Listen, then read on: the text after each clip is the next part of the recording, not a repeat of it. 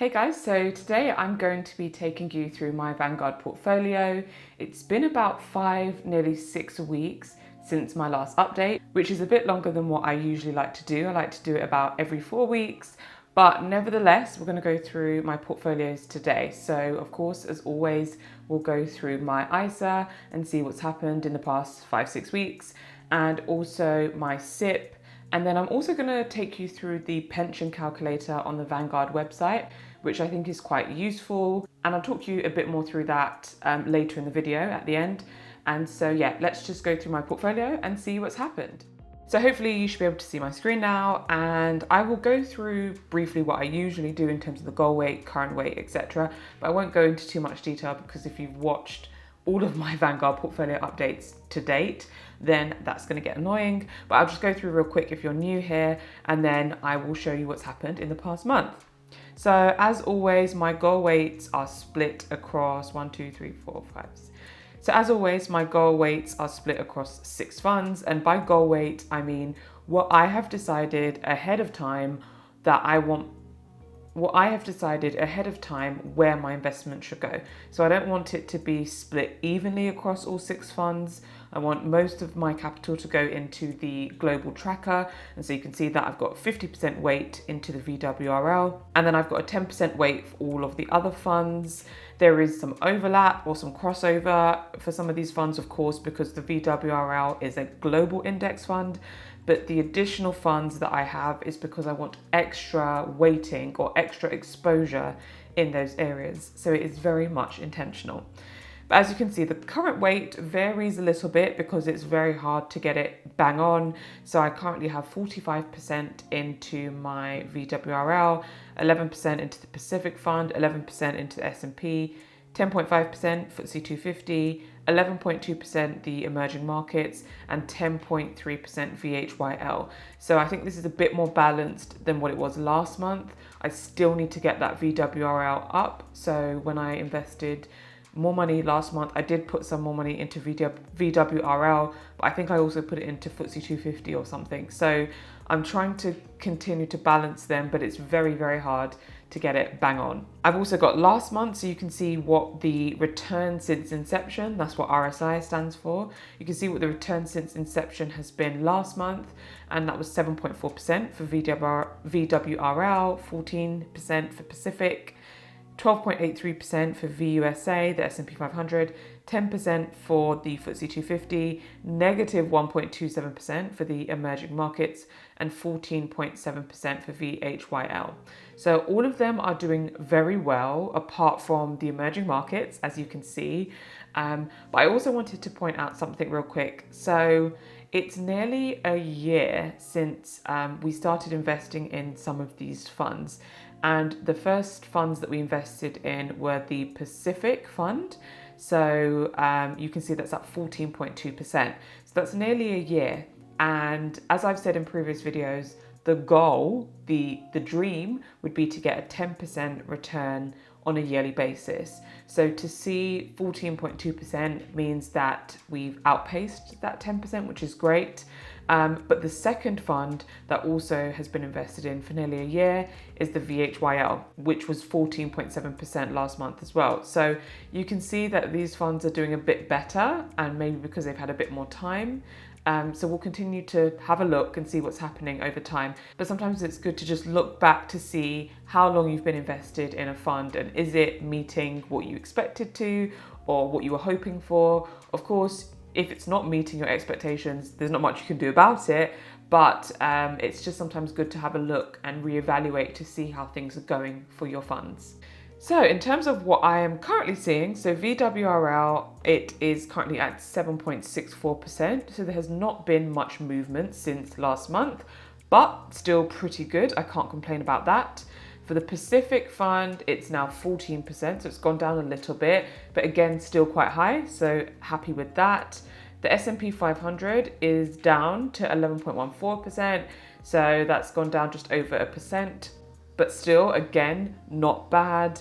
Then we've got the FTSE 250, which has had a pretty good last month, and then the emerging markets has thankfully come out of the negative. So it's not even at 1% yet, but it's good that it's out of the negative, and I'm hoping it will start to pick up momentum throughout the rest of the year, because of course this is by far the worst performing fund that I have in my Vanguard account. Then lastly, but not least, we've got the All World High Dividend Yield, which is 16.7%. So this is just doing really, really well.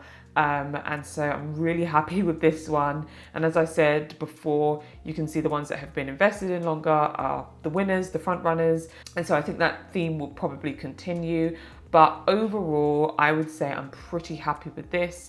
And so the total return since inception for these funds is 10.45%. So this is really, really good. I'm really happy with this. Again, I said if I could reach that 10% benchmark each year, that would be just incredible. And so right now I'm heading close towards that. So it's not been a full year since the S&P 500, the FTSE 250, emerging markets, or even the VWRL. So let's see how those things pan out as we get close to a year for those. But overall, so far, so good. So now let's take you through my pension, or my SIPP. So I've spoken about this again in other videos, but basically I transfer out of my employer pension and put the money into this pension. So I still, for those of you who've been concerned in my other videos, I am still getting my employer contribution. So essentially, I am keeping a certain amount of money. I have to keep a certain amount of money in my employer pension, which is £1,000 for my specific pension provider. And so as long as I keep £1,000 in that, I still contribute monthly into that, and my employer still contributes monthly into that. And then every 2 to 3 months, the goal is for me to transfer out a certain amount of money, leaving at least £1,000 in my other pension and transferring it into my Vanguard. So I actually have a transfer that's going through right now. I processed it maybe about 2.5 weeks ago, and it still hasn't gone through. And so I'm waiting for that, and it's free. So at least I'm not worried about that, but it seems to take some time. I thought it would be a lot quicker, and my first pension transfer took about 8 weeks. This one is about 2.5 weeks so far, so I'm curious to see how much longer it will take. But hopefully by my next portfolio update, you'll see my new balance. So you can see that again, I'm fully invested in the Target Retirement Fund, 2050 fund, and I am currently up by £608.90, which is not bad. So if we look here, you can see that I had transferred into my pension back on the 12th of March. We spoke about this in the last video in terms of what that red dot is, but yeah, it's not doing too bad. And we can see here that my average unit cost is £169.56. So basically that just means when I invested, that was what the unit was. That's how much each unit costed of this Target Retirement Fund. If I had more points on here, so if I invested here and here and here, it would take the average of all of those. But we can see currently this target fund is £176.41. And that's why I'm seeing that profit, because there's like a £6-7 increase per unit purchased. And so if we go here, we can see that my rate of return is 6.56%. So that's really pretty good. And so I'm actually going to be comparing this to what I have seen from my pension and what I continue to see, because as I said, I still have money in my employer pension, and it's going to be interesting to compare what the performance of my Vanguard SIPP is compared to what it would have been if I left it all in my employer pension. And so that's going to be a pretty interesting comparison to make. So let's now go over to the pension calculator that I talked about. And so I think these pension calculators are really, really useful and helpful for you to reflect to see what it actually takes in order for you to reach your pension goals. And so a lot of times people contribute to their pensions, but they actually haven't sat down to see how much money they need to contribute per month to get to that goal. And so you've got pension calculators on multiple websites, but as we are on the Vanguard website, I thought I would show you on Vanguard today. Also, if you haven't seen my pensions real talk video linked above, I do highly recommend checking that out, because I talk in a lot of detail about pensions, why they're important, what you need to consider, etc. And so if you haven't checked it out, check it out.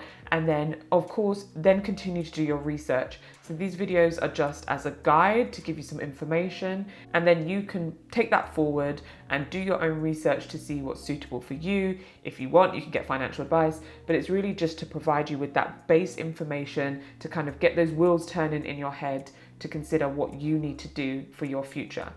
So on this pension calculator, you can choose whether you want to specify a monthly income or a yearly income. So what they do say is that many people target around 2/3 of their current earnings. So it's going to be very hard if you're like me in your 20s or your 30s. It's going to be very hard to gauge how much your income will be just before retirement. So what your income is now probably won't be what your income is at that point, but you can take an estimate. You can roughly gauge what it would be. So 2/3 of your income, say you're making £40,000 a year by the time you retire, that would mean you need a yearly income of £26,400. So let's change this to year and let's say £26,400. And that is 2/3 of a £40,000 income. So let's change current age to, I'm just going to put it to my age, 28. And we're going to reduce this retirement age because 67 is just too old as far as I'm concerned. So let's say 60 as retirement age. So on this side, we can see that obviously currently I'm off target because I haven't put in what I would be contributing monthly. So this is where you would put what you're currently contributing, and you can see how far off you would be from your goal. So say you are contributing £400 a month, and that includes your contribution and your employer contribution, then you can see that you would be quite far off target. So this would actually mean that you would have an estimated pension income of £5,528 per year. Now, do keep in mind that this isn't taking into account any current pension savings, and this is also estimating a medium growth. So here we can see what they refer to medium growth. So low growth is 2%, medium growth is 5%, and high growth is 8%.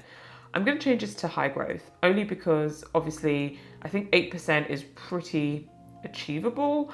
But you know, it depends what you're investing in. If you're investing in bonds, then of course it's not that achievable. But if you're investing in some high growth yield stocks, then hopefully that should be achievable. Let's also say that we're increasing with inflation. So that would mean that each time you get a pay rise, hopefully every year in line with inflation, you would also increase your pension contributions by that same amount. So you're not going to keep your pension contributions static. That should be increasing every year as your salary also increases. But we are still off target because we have an estimated pension income of £12,000 and we're trying to get to £26,000. So a monthly contribution of £400 is not enough. So let's increase that to £600, and we can see that that goes up to £18,000. So we're closer, but we're still a bit far off. However, there's another thing that we can do with this pension calculator, and that means to include state pension. So if we check that, then that means at state pension age, which is 67, you would then get the state pension, and that's only if you've contributed fully to your national insurance contributions. So keep that in mind as well. If you're not contributing to national insurance, then you will not qualify for the state pension. But here we can see now that the target is met because the pension income would be around £26,881 per year. That's including your state pension once you reach 67.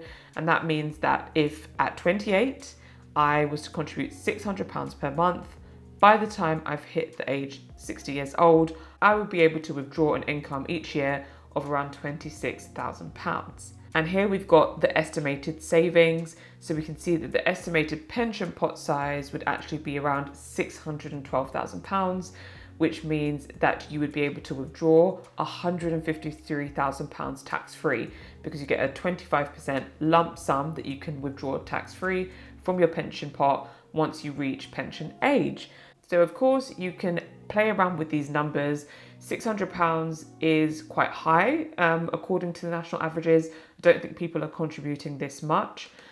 So, you know, if we're contributing £300, then we can see that you would be able to achieve maybe a £17,000 yearly income at retirement, which may be enough for you. You know, so it really depends on what you would be looking to do. Hopefully you wouldn't have a mortgage by then, which would largely impact the type of income that you would need. But, you know, there's so many variables here. So you have to play around, make things that are suitable to you. Of course, if you're starting later on and you're maybe starting at 45, then, you know, your pension contributions are going to have to be quite large in order for you to meet these requirements. So 45, £1,000 isn't really even enough. 1,200, not that great. You're probably looking closer to maybe 2,000, 2,500 worth of a monthly pension contribution, which is of course astronomical. But this is where it's so important to start earlier rather than later, because you can see how much more you would need to contribute if you waited until later on in life.